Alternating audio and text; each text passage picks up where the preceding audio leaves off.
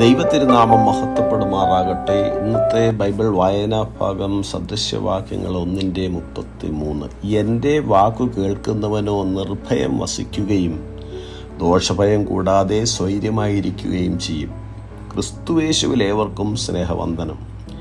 ജ്ഞാനപൂർണമായ ചിന്തകളാൽ ദൈവഭക്തിയോടെ ജീവിക്കുവാൻ മനുഷ്യരെ പഠിപ്പിക്കുക എന്ന ലക്ഷ്യത്തോടെ രചിക്കപ്പെട്ട വചനസമാഹാരമാണ് സദൃശ്യവാക്യങ്ങൾ. യഹോവാഭക്തി ജ്ഞാനത്തിൻ്റെ ആരംഭമെന്നും ഭോഷന്മാർ ജ്ഞാനവും പ്രബോധനവും നിരസിക്കുന്നു എന്നും അധ്യായാരംഭത്തിൽ നാം വായിക്കുന്നു.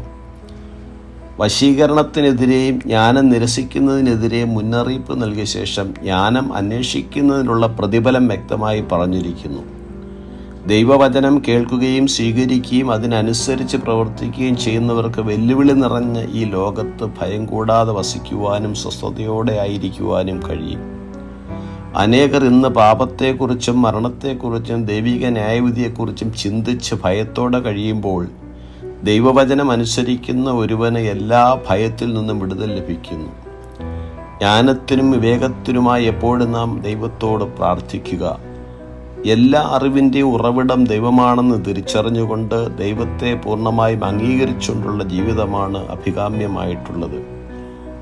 ഗുണവും ദോഷവും തിരിച്ചറിഞ്ഞ് ജനത്തിന് ന്യായപാലനം ചെയ്യുവാൻ വിവേകമുള്ളൊരു ഹൃദയം തരണമെന്ന് യഹോവയോട് അപേക്ഷിച്ചപ്പോൾ, ജ്ഞാനവും വിവേകമുള്ള ഹൃദയം ഞാൻ നിനക്ക് തന്നിരിക്കുന്നു എന്നാണ് കർത്താവ് ശലോമോനോട് പറഞ്ഞത്.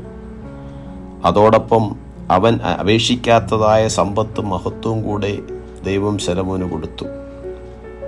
മകനെ, ജ്ഞാനത്തിന് ചെവി കൊടുക്കുകയും ബോധത്തിന് നിന്റെ ഹൃദയം ചായ്ക്കുകയും ചെയ്യേണ്ടതിന് എൻ്റെ വചനങ്ങളെ കൈക്കൊണ്ട് എൻ്റെ കൽപ്പനകളെ നിൻ്റെ ഉള്ളിൽ സംഗ്രഹിക്കണമെന്ന് കർത്താവ് അരുളി ചെയ്തു.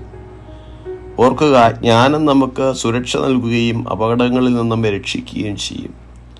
ആത്മവിശ്വാസത്തോടെ സമാധാനത്തോടെ ഉറങ്ങുവാനും ജ്ഞാനം സഹായിക്കും. ദൈവിക ശാസനകൾ ഏറ്റെടുക്കുന്നവർക്ക് ദൈവം തൻ്റെ മനസ്സ് പൊഴിച്ചു തരികയും ദൈവവചനങ്ങൾ അവരെ അറിയിക്കുകയും ചെയ്യും. ദൈവവചനം അനുസരിക്കാതിരിക്കുന്നവർ സ്വന്തം വഴിയുടെ ഫലം അനുഭവിക്കുവാനിടയായിത്തീരും.